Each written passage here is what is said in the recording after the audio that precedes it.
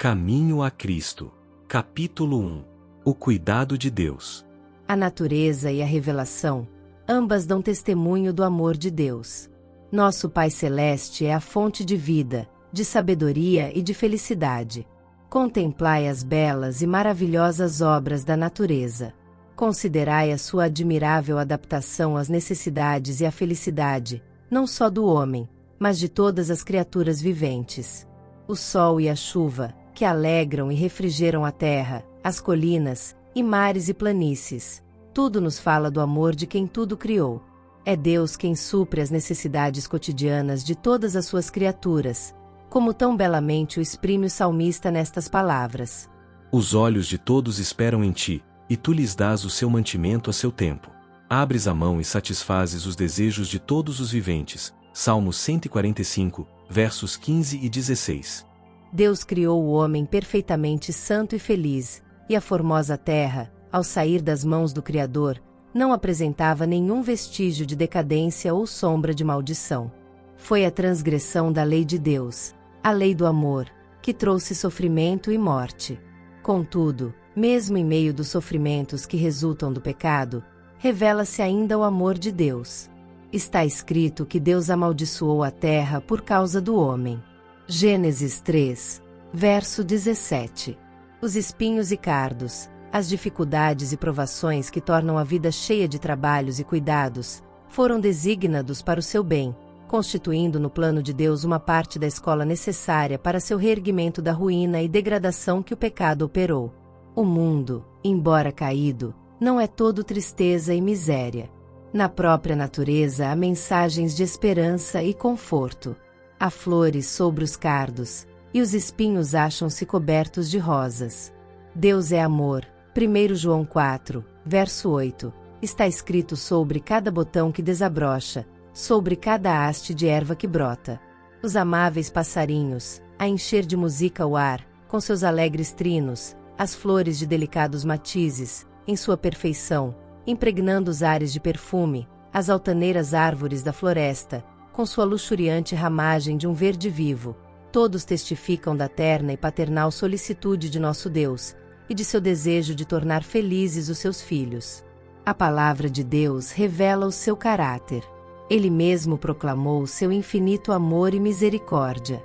Quando Moisés orou: Rogo-te que me mostres a tua glória. O Senhor respondeu: Eu farei passar toda a minha bondade por diante de ti. Êxodo 33, versos 18 e 19. Essa é a sua glória. Ele passou diante de Moisés e proclamou: Jeová, o Senhor, Deus misericordioso e piedoso, tardio em iras e grande em beneficência e verdade, que guarda a beneficência em milhares, que perdoa a iniquidade, e a transgressão, e o pecado. Êxodo 34, versos 6 e 7. Ele é longânimo e grande em benignidade. Jonas 4, verso 2, porque tem prazer na benignidade. Miqueias 7, verso 18. Deus ligou a si nosso coração por inúmeras provas no céu e na terra. Pelas obras da natureza, e os mais profundos e ternos laços terrestres que pode imaginar o coração humano, procurou ele revelar-se a nós. No entanto, estas coisas só muito imperfeitamente representam o seu amor. Não obstante todas essas provas, o inimigo do bem cegou o espírito dos homens, de maneira que foram levados a olhar a Deus com temor, considerando-o severo e inexorável. Satanás levou o homem a imaginar Deus como um ser cujo principal atributo fosse a justiça severa, um rigoroso juiz, e credor exigente e cruel. Representou o Criador como um ser que espreita desconfiado, procurando discernir os erros e pecados dos homens, para que possa trazer juízo sobre eles. Foi para dissipar essa negra sombra, revelando ao mundo o infinito amor de Deus, que Jesus baixou para viver entre os homens. O Filho de Deus veio do céu para revelar o Pai. Deus nunca foi visto por alguém. O Filho unigênito, que está no seio do Pai, este o fez conhecer. João 1, verso 18. Ninguém conhece o Filho, senão o Pai, e ninguém conhece o Pai, senão o Filho e aquele a quem o Filho quiser revelar. Mateus 11, verso 27. Quando um dos discípulos fez o pedido: Senhor, mostra-nos o Pai, Jesus respondeu: Estou há tanto tempo convosco, e não me tendes conhecido, Filipe? Quem me vê a mim vê o Pai. E como dizes tu, mostra-nos o Pai. João 14, versos 8 e 9. Descrevendo a sua missão terrestre, disse Jesus: O Espírito do Senhor é sobre mim, pois que me ungiu para evangelizar os pobres, enviou-me a curar os quebrantados do coração, a apregoar liberdade aos cativos, e dar vista aos cegos, a pôr em liberdade os oprimidos. Lucas 4, verso 18 e 19. Essa foi a sua obra. Andava fazendo bem, curando os oprimidos por Satanás. Havia aldeias inteiras onde não existia mais nenhuma casa em que se ouvissem lamentos de enfermo, porque Jesus por elas passará e lhes curará os doentes. Sua obra dava testemunho de sua unção divina. Amor, misericórdia e compaixão se patenteavam em cada ato de sua vida. Seu coração anelava com terna simpatia pelos filhos dos homens. Revestiu-se da natureza humana para poder atingir as necessidades do homem. Os mais pobres e humildes não receavam aproximar-se dele. Mesmo as criancinhas para ele se sentiam atraídas. Gostavam de subir-lhe aos joelhos e contemplar-lhe o rosto pensativo, que refletia bondade e amor.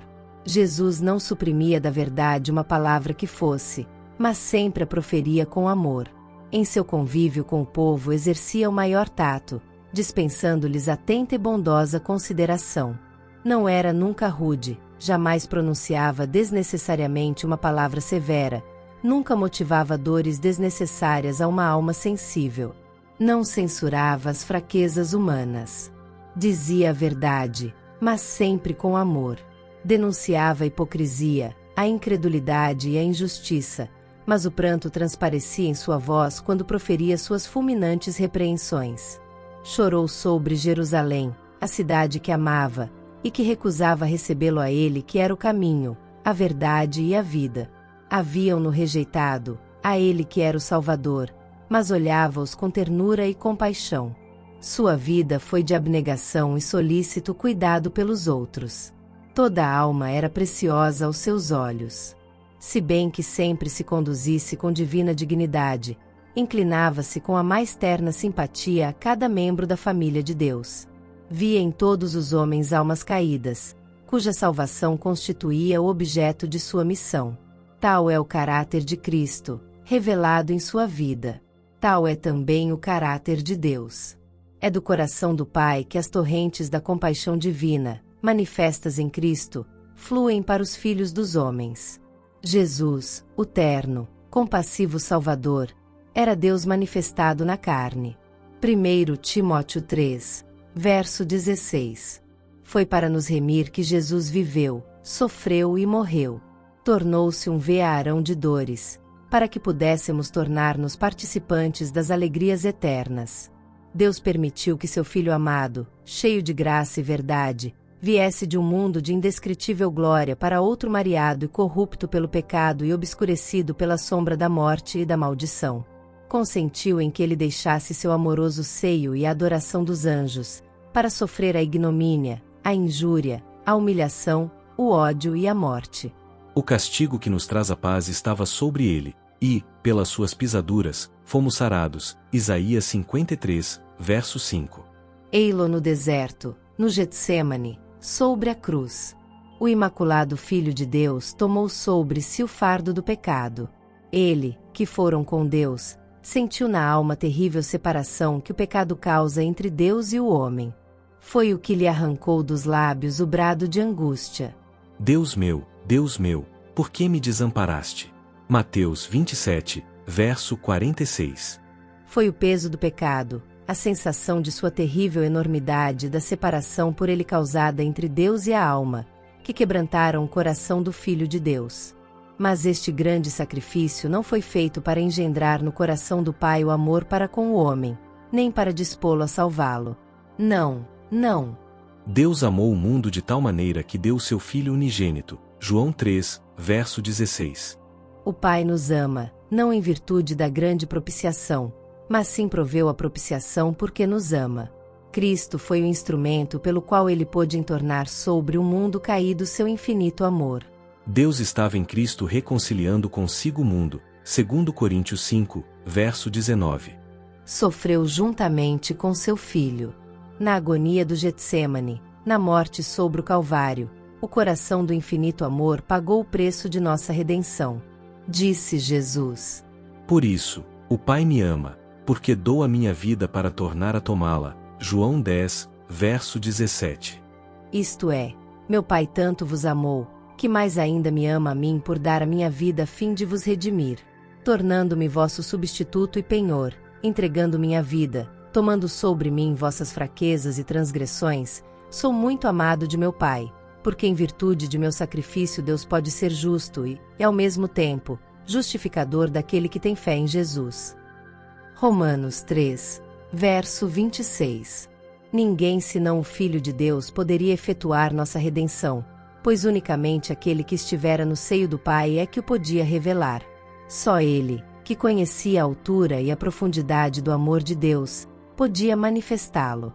Nada menos que o infinito sacrifício efetuado por Cristo em favor do homem caído, é que podia exprimir o amor do Pai pela humanidade perdida. Deus amou o mundo de tal maneira que deu o seu Filho unigênito. João 3, verso 16. Ele o deu, não somente para que vivesse entre os homens, tomasse sobre si os seus pecados, e morresse em sacrifício por eles, deu à raça caída. Cristo devia identificar-se com os interesses e necessidades da humanidade. Ele, que era um com Deus, ligou-se aos filhos dos homens por laços que nunca se romperão. Jesus não se envergonha de lhes chamar irmãos. Hebreus 2, verso 11. Ele é nosso sacrifício, nosso advogado, nosso irmão, apresentando nossa forma humana perante o trono do Pai, achando-se, através dos séculos eternos, unido à raça que ele, o Filho do homem, redimiu. E tudo isto para que o homem pudesse ser erguido da ruína e degradação do pecado, a fim de que refletisse o amor de Deus e participasse da alegria da santidade. O preço pago por nossa redenção, o infinito sacrifício de nosso Pai Celestial em entregar seu Filho para morrer por nós, deveria inspirar-nos ideias elevadas sobre o que nos podemos tornar por meio de Cristo. Quando o inspirado apóstolo João contemplou a altura, a profundidade e a amplidão do amor do Pai para com a raça perdida, foi possuído de um espírito de adoração e reverência, e, não podendo encontrar linguagem apropriada para exprimir a grandeza e ternura desse amor, chamou para ele a atenção do mundo.